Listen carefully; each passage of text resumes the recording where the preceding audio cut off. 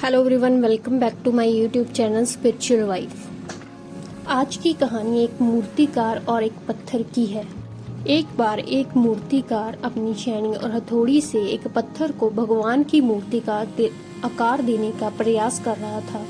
जैसे ही उसने हथौड़ा चलाया, वह पत्थर चिल्लाने लगता और कहने लगता कि ये क्या कर रहे हो, मुझे इतना मार क्यों रहे हो, मुझे बहुत दुख हो रहा है, तकलीफ हो रही है, पीड़ा हो रही है, मुझे अपने हाल पर छोड़ दो और यहाँ से चले जाओ।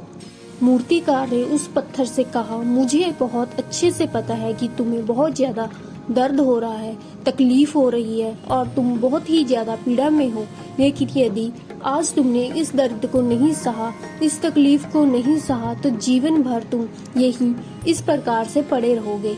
मुझे पता है कि तुम में आगे बढ़ने की अपार संभावना है, तुम एक बहुत अच्छे पत्थर हो, लेकिन यदि तुम इसी प्रकार से रोगे तो कभी भी आगे नहीं बढ़ पाओगे।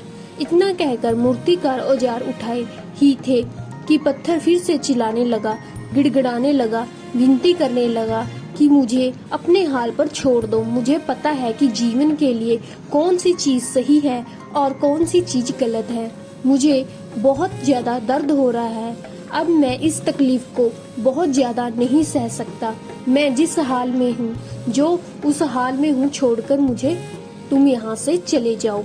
उस मूर्तिकार ने फिर से उस पत्थर को समझाने की कोशिश की, ज्यादा अधीर मत बनो और अपने सब्र को बनाए रखो, थोड़ी देर और इस दर्द को सहो। यदि इस दर्द को सह लिया तो मैं भगवान की मूर्ति के रूप में तुम्हारी स्थापना करवाऊंगा और फिर दूर दूर से तुम्हारी लोग पूजा करेंगे और पंडित और लोग तुम्हारी सेवा करेंगे। लेकिन पत्थर ने उस मूर्तिकार की एक भी बात नहीं मानी। वह चिल्लाता रहा और अपनी बात पर अड़ा रहा।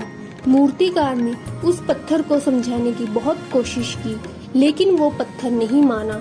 अब मूर्तिकार भी थक चुका था और वह उस पत्थर को छोड़कर आगे बढ़ गया और थोड़ी ही दूर जाकर देखा एक और बहुत ही अच्छा पत्थर पड़ा हुआ है। उसने उस पर छेनी और हथौड़ी उठाई और उस पत्थर को मूर्ति बनाने के लिए वो तैयार करने लगा। मूर्तिकार ने छेनी और हथौड़ी का वार दूसरे पत्थर पर जारी रखा।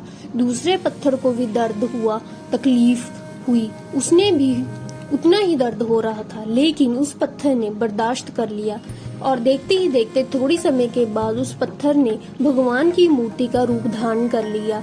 थोड़ी दिन बाद उस मूर्ति को एक मंदिर में स्थापना की गई। धीरे धीरे कर लोग वह पूजा पाठ करने आने लगे। लोगों की मन्नतें वहां से पूरे होने लगी और वह मंदिर बहुत ही ज्यादा प्रसिद्ध हो गया। अब धीरे धीरे करके दूर दूर के गांव से लोग वहां पूजा पाठ करने आने लगे। फिर एक दिन और उसी पत्थर को उस मंदिर में लाया गया और उसे एक कोने में रख दिया गया। अब लोग आते और उस पर नारियल फोड़ते। ये कोई और पत्थर नहीं बल्कि पत्थर वही था जिसने दर्द को नहीं सहा था। अब तो पत्थर मन ही मन बहुत ज्यादा पछता रहा था, दुखी हो रहा था और अपने आप को कह रहा था कि काश मैंने उस दिन उस दर्द को, तकलीफ को सह लिया होता तो आज लोग मेरी पूजा करते। अगर आप कोई भी काम कर रहे हैं और उससे आपको दर्द हो रहा है, तकलीफ हो रही है, ज्यादा मेहनत करनी पड़ रही है, तो आप रुकिए मत, किसी और रास्ते की शुरुआत मत कीजिए, क्योंकि कोई और रास्ता आपको सफलता नहीं दे सकता।